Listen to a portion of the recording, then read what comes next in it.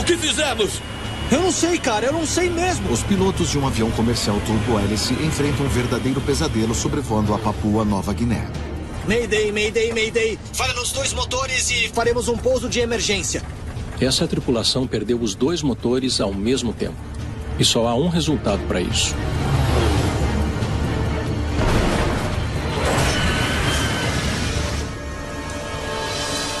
Os investigadores rapidamente encontram pistas nos destroços. O trem de pouso estava guardado. E os flaps também. Não estavam configurados para pousar. Alguma coisa na gravação de voz do cockpit. Amplifique o que sobrou. Aqui está. Revela uma falha potencialmente fatal nas naves usadas no mundo todo. Queríamos garantir que as aeronaves que estavam por aí estivessem voando em segurança.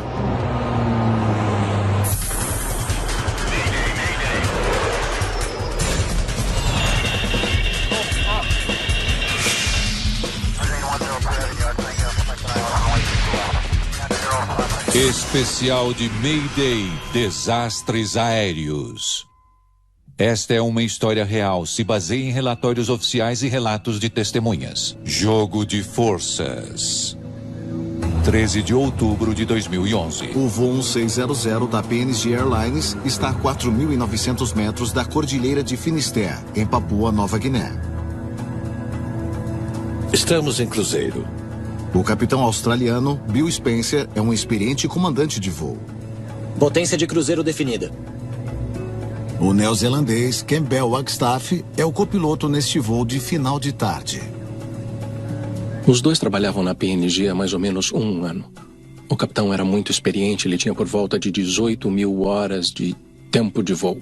O copiloto também era muito experiente, com quase 3.000 horas de tempo de voo. Um dos comissários de bordo checa o conforto e a segurança dos 29 passageiros a bordo. A maioria são pais indo para a formatura dos filhos na Universidade de Vinewood, em Madang. É, ela aqui. É, concordo.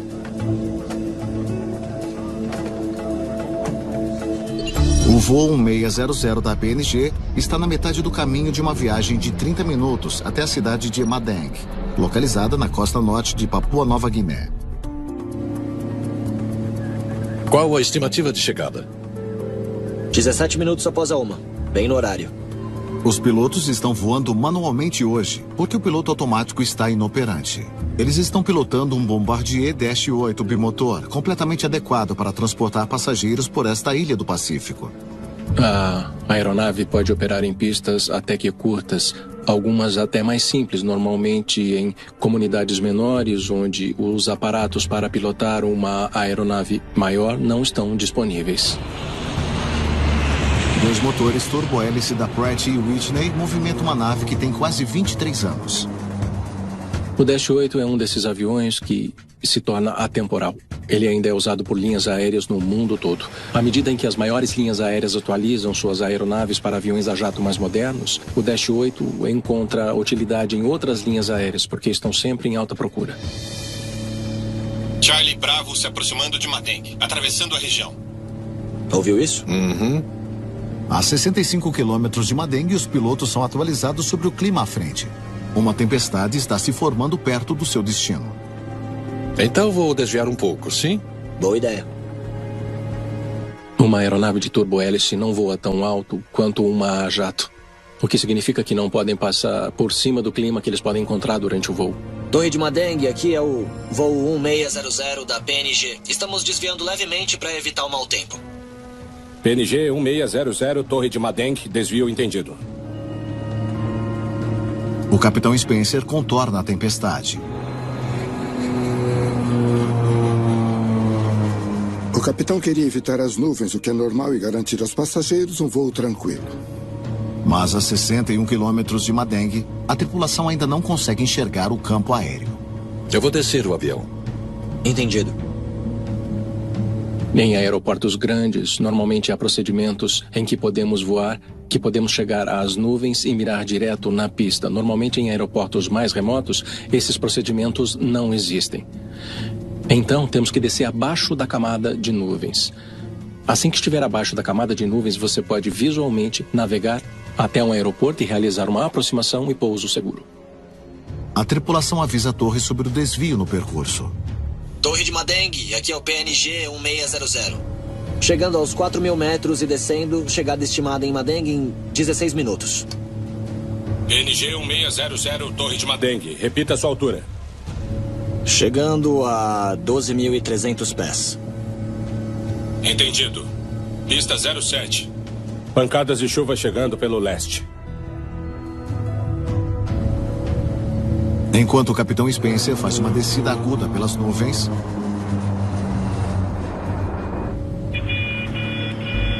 a aeronave acaba pegando muita velocidade. Na questão aerodinâmica, voar em excesso de velocidade por alguns quilômetros não é nada de muito grave.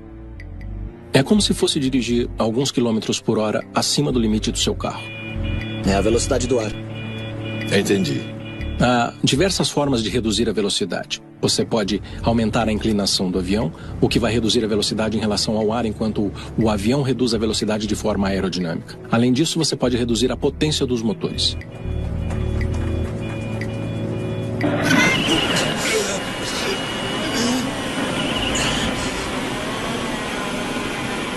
O que fizemos? Eu não sei, cara, eu não sei mesmo. Um som estridente torna quase impossível a comunicação entre os pilotos. Seria avassalador. Tem sons bem altos que você não conhece, tem a fumaça, tem os avisos sendo gerados pelo avião e tudo acontece de uma vez. É sobre velocidade. É sobre velocidade, parece que os propulsores dispararam. O copiloto Wagstaff nota que os propulsores estão girando muito rápido. A aeronave está em estado precário. Podem surgir dificuldades de controle, pode surgir dano no motor e, em casos graves, pode surgir falha no motor.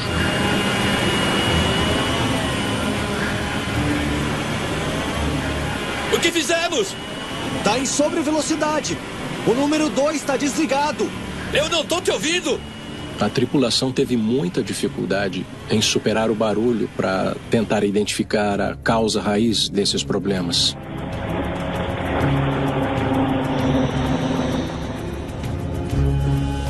Finalmente, o barulho ensurdecedor passa. O esquerdo tá funcionando? Não. Tá, então não temos nada. Os dois motores falharam. O avião está descendo rápido. Essa tripulação se viu diante do cenário em que perderam o motor principal e o sistema de reserva em ambos os motores ao mesmo tempo. Isso colocou a tripulação em uma situação muito difícil, onde só há um resultado para isso: um pouso forçado. Um pouso forçado significa que os pilotos não têm opção além de pousar imediatamente. A 26 quilômetros do aeroporto de Madeng, o capitão Spencer manobra o avião em direção à costa. Ele precisa encontrar um lugar seguro para pousar o avião. Avise a torre. Torre de Madeng, Mayday, Mayday, Mayday. Voo 1600 da PNG Airlines. Falha nos 2 motores e faremos um pouso de emergência. Confirmem se conseguem chegar até o campo. O melhor cenário em um pouso forçado seria planar até o aeroporto. Não sendo possível, a próxima melhor opção seria pousar perto de uma vila ou cidade. Isso pode aumentar as chances de que o serviço de combate a incêndio e resgate do aeroporto possa atender tanto a aeronave quanto os passageiros e tripulação. Mas nenhuma dessas opções existem. Avise que vamos pousar na água. Negativo, negativo, negativo. Nós vamos pousar na água. Esse tipo de pouso forçado é realizado em águas abertas. É a última alternativa dos pilotos, caso tenham a chance. O voo 1600 está perdendo altitude rapidamente e o tempo está acabando. Veja, ali, um rio. Do alto, o leito de um rio pode parecer uma área segura para pousar um avião em uma situação de pouso forçado.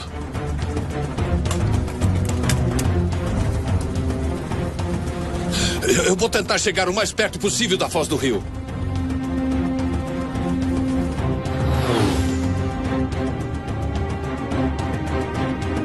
Aqui é o voo 1600 da PNG. Nós vamos pousar num rio. Confirmem localização. Os controladores precisam da localização para poder enviar ajuda. Eu não sei o nome do rio. As vidas de 32 pessoas a bordo estão em risco. Os pilotos ficam focados até o último momento. O piloto não para de lutar para salvar a sua aeronave. Quer que eu feche os 2 motores? Isso! Pode fechar tudo! Fechar os motores antes de um pouso forçado em campo pode ajudar a reduzir o espalhamento de algum incêndio após a queda que pode acontecer. O voo 600 agora está planando. O Dash 8 está a apenas poucos metros acima do solo. Em certo momento próximo ao solo, os pilotos precisam acreditar na decisão que tomaram e torcer para que tenha sido a certa. Segurem-se! Segurem-se! Segundos antes de aterrissar, o capitão Spencer vê um risco mortal. Rochas! Tudo que você tem são seus olhos. O que você vê a 3.000 metros, a 1.500 metros e a 150 metros pode parecer diferente à medida que a sua percepção aumenta quando vai chegando perto do solo. A 60 metros do solo, o capitão Spencer tenta evitar grandes rochas no leito do rio. Se segurem! Se segurem! A única opção é a margem do rio.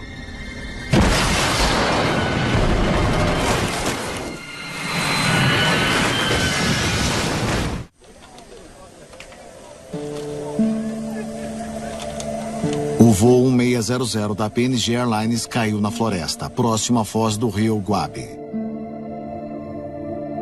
28 pessoas morreram. Somente um passageiro e os 3 membros da tripulação sobreviveram. Era um leito de rio seco, então a aeronave acabou quebrando em muitos pedaços e também houve um incêndio pós-impacto que destruiu muitas das provas. A Comissão de Investigação de Acidentes da Papua Nova Guiné envia uma equipe às pressas ao local e solicita a ajuda de outros países. Eu estava decidido a entender o território e ver como era o local do acidente e também destacar investigadores. O voo 600 agora está planando.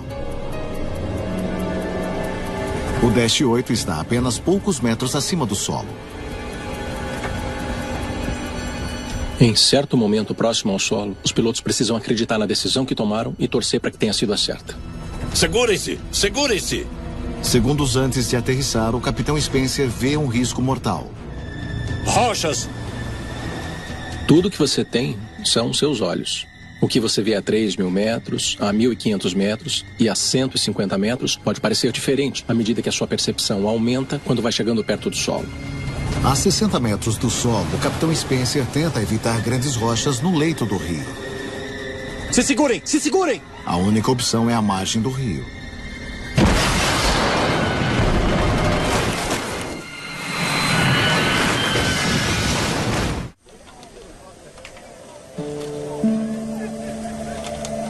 O voo 600 da PNG Airlines caiu na floresta, próximo à foz do rio Guabe. 28 pessoas morreram. Somente um passageiro e os 3 membros da tripulação sobreviveram. Era um leito de rio seco, então a aeronave acabou quebrando em muitos pedaços e também houve um incêndio pós-impacto que destruiu muitas das provas. A Comissão de Investigação de Acidentes da Papua Nova Guiné envia uma equipe às pressas ao local e solicita a ajuda de outros países. Eu estava decidido a entender o território e ver como era o local do acidente e também destacar investigadores. Eric Blackenstein, do Departamento Australiano de Segurança de Transporte, é um dos primeiros investigadores no local. Minha primeira impressão foi de que era um lugar incrivelmente grande e difícil para trabalhar e tínhamos que fazer um preparo logístico para realizar aquele trabalho. O tamanho e formato do campo de destroços indica como o avião caiu. – 300 metros de comprimento. E se espalha a partir do ponto de impacto. Se há uma longa distância e há uma trilha de destroços em formato V, isso significa que é um baixo ângulo de entrada em alta velocidade. Então, logo de cara, tivemos a impressão de que esse pouso forçado foi particularmente um pouso forçado rápido. Vamos ver como o avião estava configurado. Normalmente, quando você está fazendo um pouso, incluindo um pouso forçado, você aciona os flaps para assim poder pousar a aeronave mais devagar. E quanto à posição do trem de pouso, você também esperaria que estivesse acionado para amortecer parte do impacto. O trem de pouso estava guardado. Blackenstein descobre que o atuador do trem de pouso não estava acionado. E os flaps também. Não estavam configurados para pousar. Sem os flaps e trem de pouso acionados, o avião teria atingido o solo em alta velocidade. Mas o que desencadeou a crise é um mistério. Esse é o motor esquerdo. O motor esquerdo havia sido separado da asa e quebrado em duas partes. Será que os motores turbo-hélice tiveram influência? Imediatamente, minha atenção foi levada para alguns problemas no motor. No entanto, nós não ficamos focados só nisso de uma vez. Não há muitos danos rotacionais nos propulsores. Eles viram pelas condições dos propulsores que pouca potência estava saindo dos motores. O propulsor estava embandeirado? Vou checar.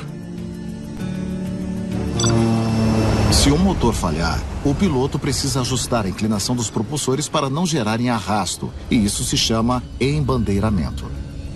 Os pilotos não embandeiram propulsores nas aeronaves, a menos que haja um problema no motor. Se embandeirar um propulsor, você não vai ter mais propulsão na sua aeronave. Propulsor esquerdo embandeirado. E checou o da direita? Sim, também embandeirado. Quando descobrimos que os dois propulsores estavam em posição embandeirada, imediatamente nós entendemos que realmente houve um problema nos próprios motores.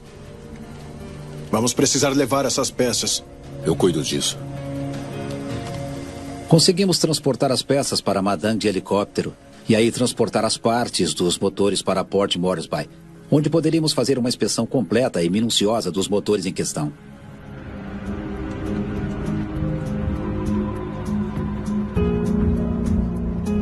Estou com os dados. David McNair, do Departamento Canadense de Segurança de Transportes, se junta à investigação. Recebemos uma notificação de Papua Nova Guiné de que o Dash 8 havia caído. Como a nave é fabricada no Canadá, isso requer nossa participação. Podemos checar isso, por favor? Primeiro, eles focam no gravador de dados de voo. As informações sobre os motores no local de queda eram limitadas. As informações que queríamos achar eram do gravador de dados de voo. Muitos desses parâmetros diriam como reagiram e como aconteceu. Veja isso aqui. Os investigadores descobrem que em 28 minutos de voo, as rotações por minuto, ou RPM, atingiram o pico de 1.500 nos dois motores. É o nível mais alto que um gravador de dados pode registrar. Bom, isso não é normal.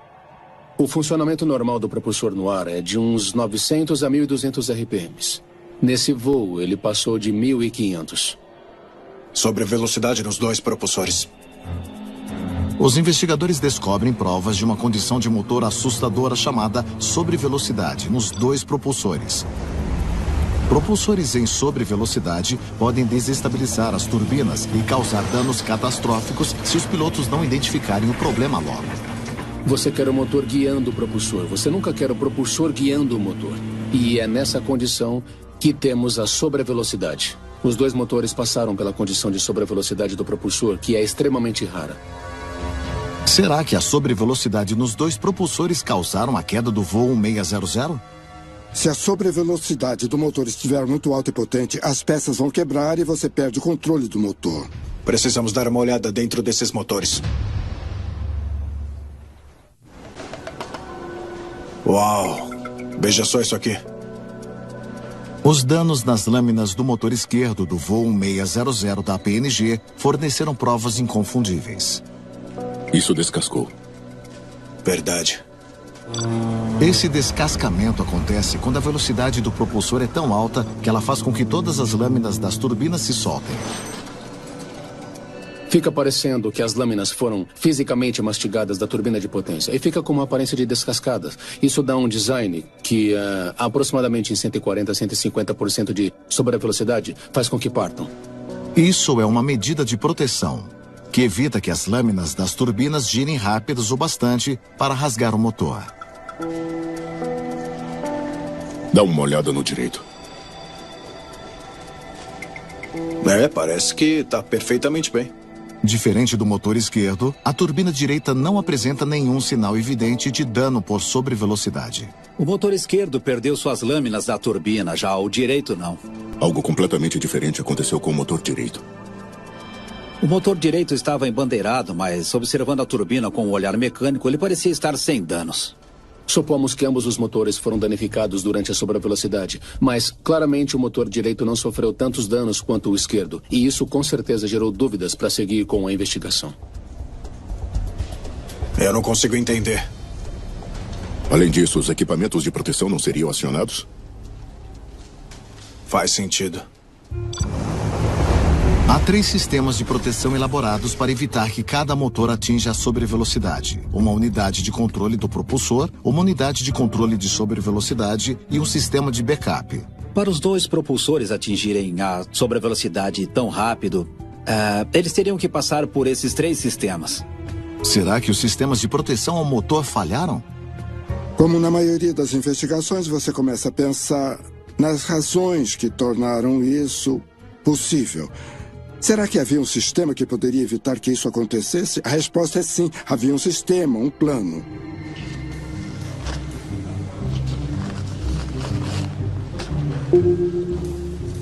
Resultados dos testes. Os investigadores analisam os testes realizados nos sistemas de proteção do voo 1600. Não há dados sobre o motor direito. As inspeções realizadas nos sistemas de proteção do motor direito são inconclusivas devido ao incêndio pós-queda. Os investigadores enviam os resultados para o fabricante para mais informações. Talvez eles saibam o que pode ter acontecido. E o motor esquerdo? O motor esquerdo não foi completamente queimado e a inspeção fornece uma resposta vital. Todas as 3 proteções estavam funcionando.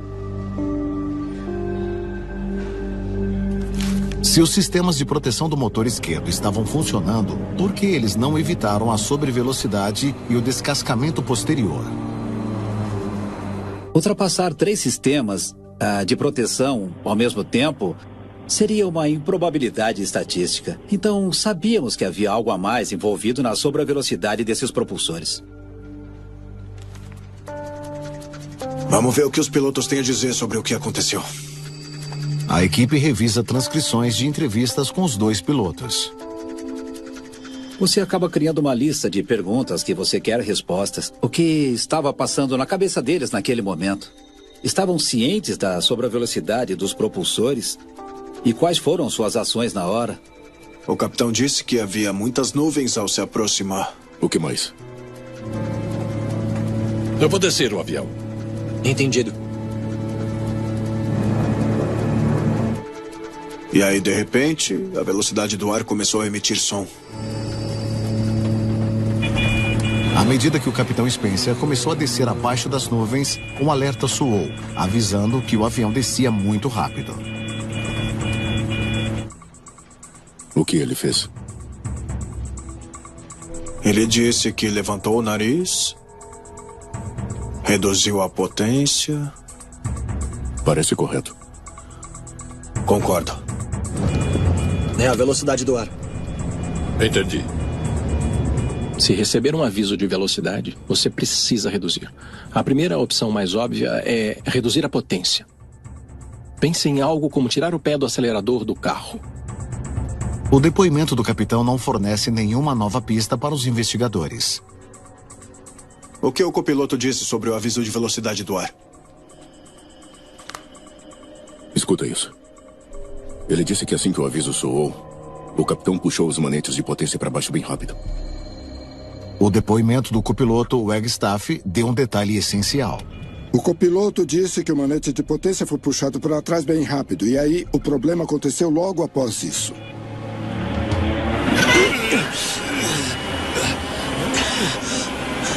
O que fizemos?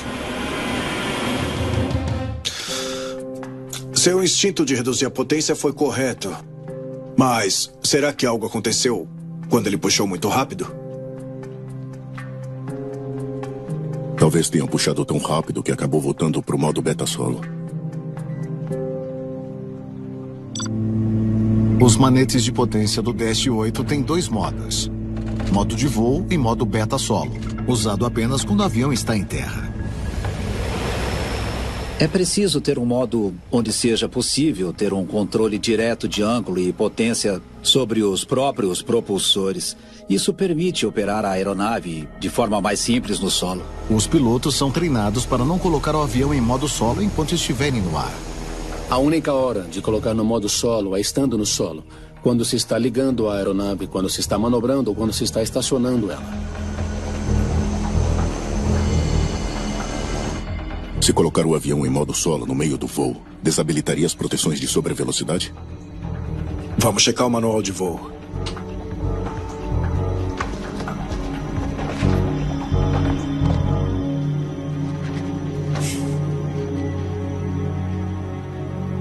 Escuta isso. Se os pilotos colocarem a aeronave em modo solo no meio do voo, isso irá desabilitar os sistemas de proteção.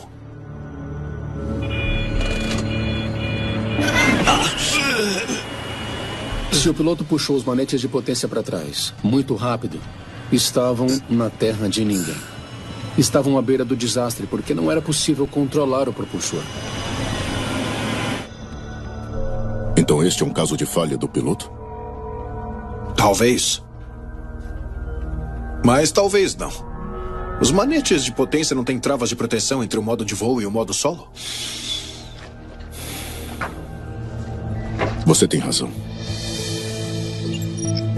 Uma parada mecânica ou trava evita que os pilotos coloquem os manetes de potência em modo solo por engano.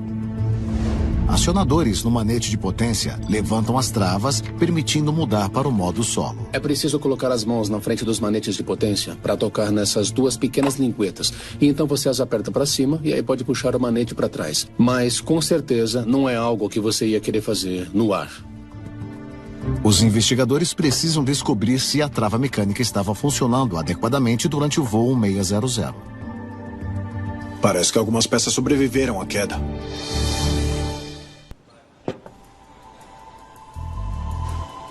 As molas de acionamento foram queimadas no incêndio, mas ainda estão boas.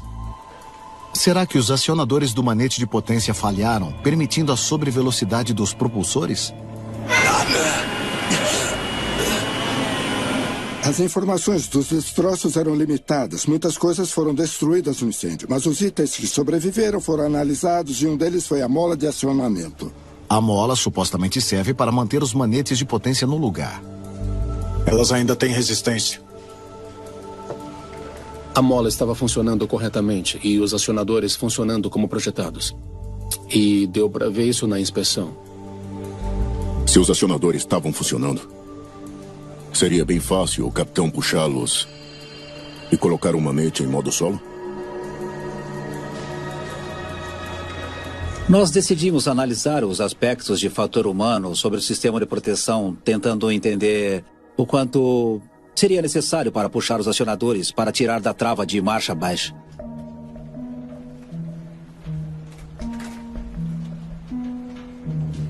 Bom, eu fiz um teste nos manetes. Primeiro, testei eles para ver se a trava funcionava bem. Não toquei nos acionadores. O manete parou completamente. A trava funcionou como projetada. Correto. Então, eu fiz de novo, mas agora rápido. Blakestin simulou a reação física do capitão ao aviso de velocidade do ar. E sem nem tentar, apertei os acionadores.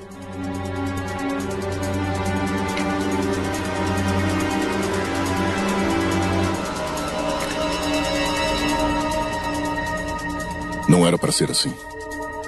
A equipe descobre quão facilmente os pilotos podem ter colocado a nave em modo solo por engano. Observamos que durante o teste dos manetes de potência, que se você mover os manetes para baixo bem rápido, dá para ver como seria simples puxar os gatilhos acidentalmente, sem nem notar que fez isso. Os pilotos só precisavam levantar os acionadores por 6 milímetros para que os manetes passassem da marcha lenta para o modo solo. Acho que ninguém que pilotava essa aeronave na época sabia que pressionar um acionador por 6 milímetros poderia fazer com que os dois motores entrassem em sobrevelocidade dos propulsores. Mas será que o Capitão Spencer fez mesmo o que os investigadores suspeitam? Estamos a 4 minutos antes da queda. Vamos começar. Os investigadores escutam o gravador de voz do cockpit para confirmar a teoria de que o capitão puxou os manetes de potência em modo solo. Eu vou descer o avião. Entendido. Eles escutam o capitão realizar uma descida antecipada para evitar o mau tempo. O gravador de voz do cockpit grava as vozes das pessoas, mas também capta todos os sons e eles podem ser muito úteis para análise. Isso ocorre logo depois do alerta de velocidade do ar soar, o que se encaixa com o que o capitão disse aos investigadores. É a velocidade do ar. Entendi. Nossa, esse é um som muito alto. É da sobrevelocidade do propulsor.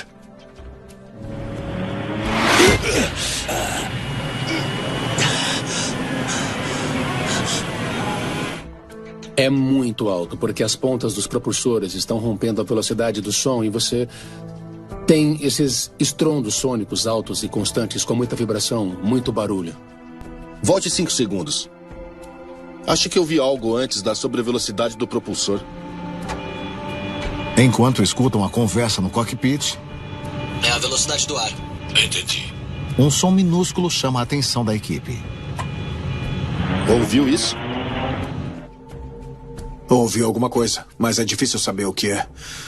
Consegue deletar o som dos propulsores? Os investigadores filtram as camadas de som no cockpit. Tenta deletar o som do alarme também.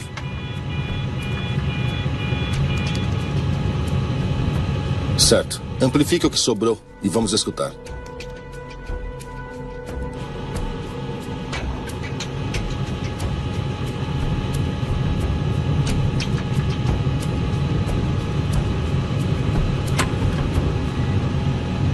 Aqui está.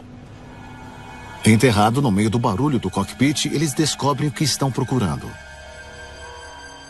Esse som de clique pouco antes da sobrevelocidade do propulsor talvez fosse do piloto no comando puxando os acionadores para baixo no modo beta solo. Agora estamos progredindo. Logo após o clique, eles escutam outro som crítico. É o sinal de aviso beta, inicialmente coberto pelo som da sobrevelocidade. O som de aviso beta soa quando você coloca as alavancas em modo beta solo. O som era intermitente e foi muito difícil ouvir sobre o som dos propulsores. Mas então conseguimos ouvir esses pequenos sons, tipo os pios, no gravador de voz do cockpit, o que indica que foi o som de aviso.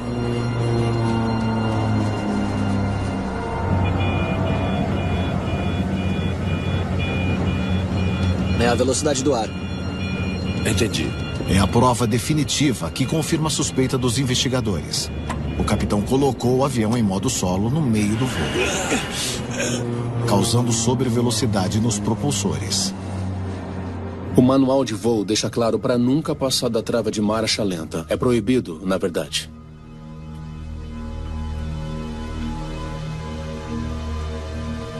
Mas se é tão fácil de fazer, por que nunca aconteceu antes? É uma boa pergunta. Será que a queda do voo 1600 foi causada por um erro improvável do piloto? Ou será que houve uma falha no Dash 8 que permitiu isso? Nós tínhamos que descobrir se era um problema com a frota. Queríamos garantir que as aeronaves que estavam por aí estivessem voando em segurança.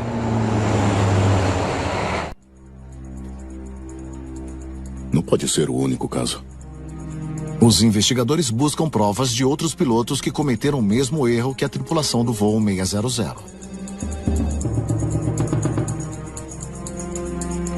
Sim.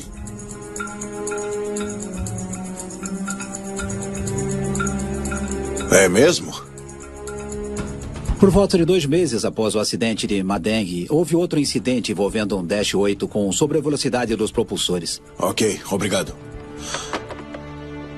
Aconteceu de novo. O que aconteceu? Um incidente igual ao do voo 1600 há poucos dias.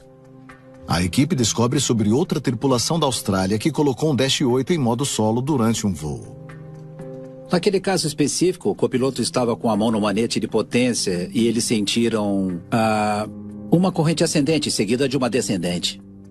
E acidentalmente pegou o manete de potência e então os puxou para baixo da trava de marcha lenta. Os pilotos deram um jeito. Colocaram na marcha lenta em seguida. Todos estão bem. Esses não são os únicos incidentes. Tem mais. O incidente mais recente é apenas uma ponta do iceberg. Os investigadores descobriram mais 6 casos onde pilotos do Dash 8 operaram erroneamente os controles dos motores Pratt e Whitney, colocando os manetes de potência em modo solo no meio do voo. Ficou muito claro para nós que o acionamento acidental dos manetes de potência para o modo beta solo pode ocorrer e vai ocorrer no futuro. O Conselho de Transporte está de olho nisso há anos. Eles queriam travas nos manetes de potência para evitar a troca para o modo solo durante o voo. E a Administração Federal de Aviação? Eu fiz a mesma pergunta.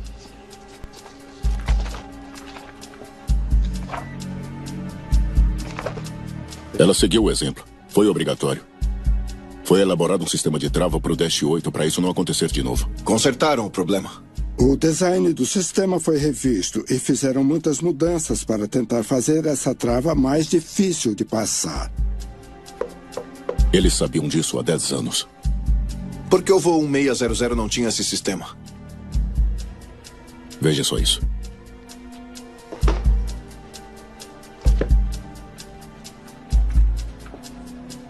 Isso é só nos Estados Unidos. Exatamente. Os Dash 8 dos Estados Unidos tiveram que incorporar um sistema que evitasse a sobrevelocidade dos propulsores ao entrar em modo beta solo. Mas o resto do mundo não incorporou esse sistema. Se fosse obrigatório em todos, teria salvado vidas. Os investigadores concluem que os manetes de potência de centenas de Dash 8 por todo o mundo têm uma falha perigosa. Mas há uma questão remanescente para solucionar.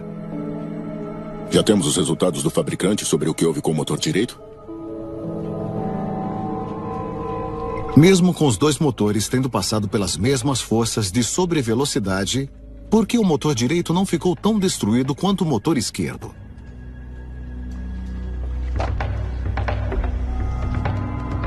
Parece que a chave que ativa os propulsores não foi tão bem cuidada. Logo depois do propulsor direito entrar em sobrevelocidade, ele ficou preso na posição embandeirada e ficou incapaz de produzir qualquer tipo de empuxo. Olha, a aeronave estava em ponto morto. Não estava engatada para andar para frente ou de ré, só estava planando. Isso evitou que o motor direito ficasse destruído como o esquerdo. É a última peça do quebra-cabeças. Então, o capitão Spencer colocou o avião em uma descida rápida. Os investigadores finalmente entendem a sequência dos eventos que fizeram com que o voo 1600 caísse. Eu vou descer o avião. Entendido. Enquanto seguiam para Madeng, nuvens espessas cobrem a visão da aeronave. O capitão quer ver o aeroporto. Compreensível, mas ele começa a descer muito rápido.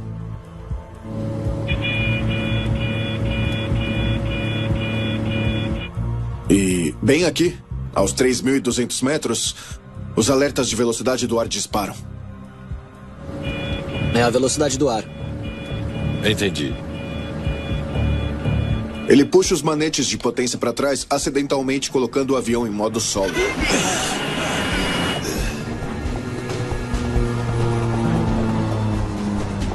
O que fizemos?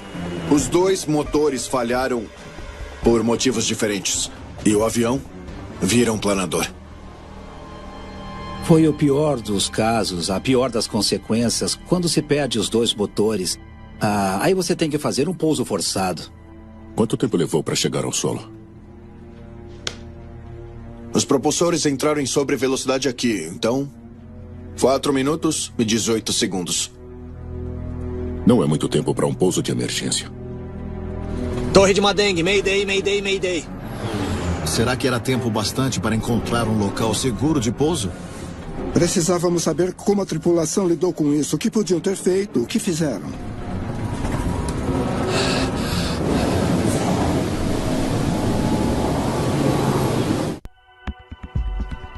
Os investigadores examinam como os pilotos do voo 600 da PNG Airlines reagiram após a falha dos dois motores.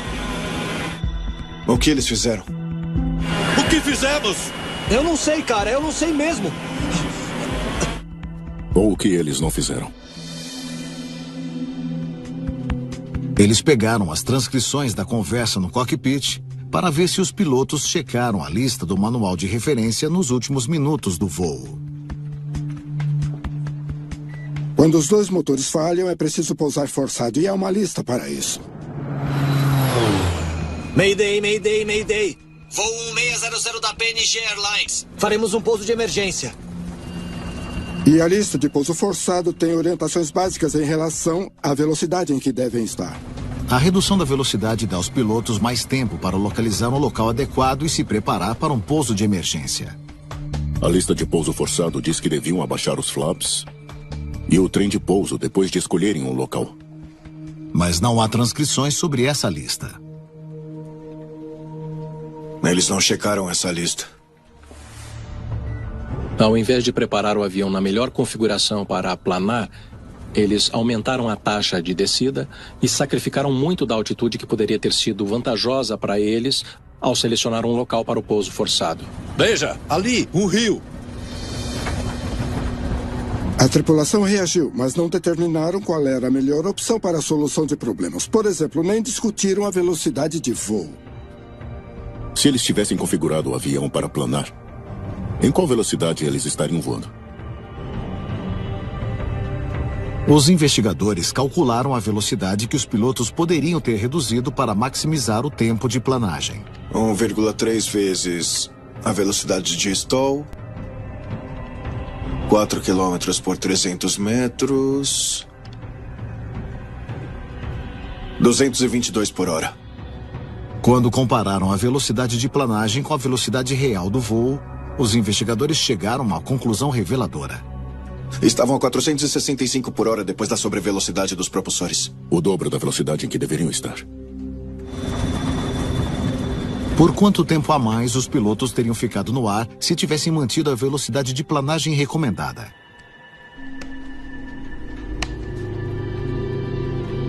Eles poderiam ter ganhado mais 6 minutos de tempo de planagem.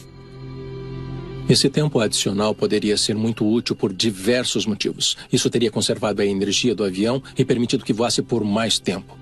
Isso também daria mais tempo para executar os exercícios e checagens adequadas que os teria ajudado a ter um resultado menos catastrófico durante o pouso forçado. Eu vou tentar chegar o mais perto possível da foz do rio. Ao invés de reduzir a velocidade e considerar todas as opções, o capitão tentou chegar ao solo o mais rápido possível.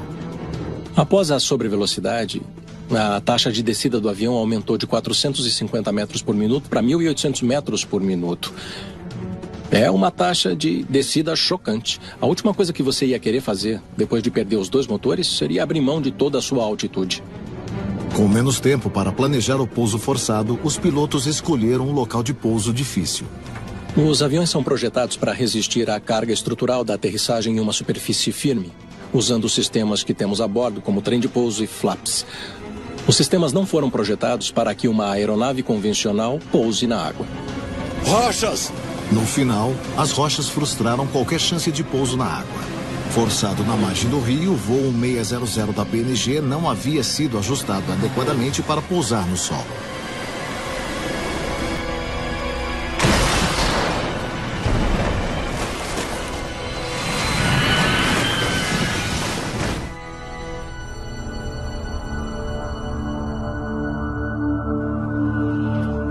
Muita gente morreu nesse acidente. Ele foi um choque de realidade. Fez todos perceberem que algo tinha que ser feito para evitar esse tipo de situação.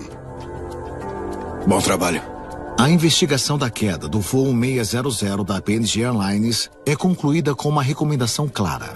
Não podemos apenas dizer foi falha do piloto e encerrar. É preciso pensar em por que a falha foi possível, por que a falha não foi eliminada. Nesse caso, devido ao design da aeronave. Uma mudança que há tempos foi realizada nos Estados Unidos não era obrigatória no resto do mundo. Tínhamos provas o bastante para mudar isso à força. Usamos o poder da caneta, os fatos e as provas que tínhamos para identificar questões de segurança. E apresentamos tudo aos fabricantes e à Transport Canada, e eles realizaram as mudanças. Um sistema para o modo beta solo agora é obrigatório em todas as aeronaves Dash 8 no mundo inteiro. Sempre foi um bom avião, mas tivemos que fazer o sistema para que ações intencionais ou não intencionais possam ser mais seguras. Você não consegue mais puxar o manete daquele jeito mesmo se quiser. Nesse caso específico, nós conseguimos entender de fato o que realmente aconteceu e fazer as melhorias de segurança necessárias. E como investigador, é tudo que podemos querer. É por isso que fazemos esse trabalho. Nós só queremos melhorar o sistema para que o resultado seja salvar vidas no futuro.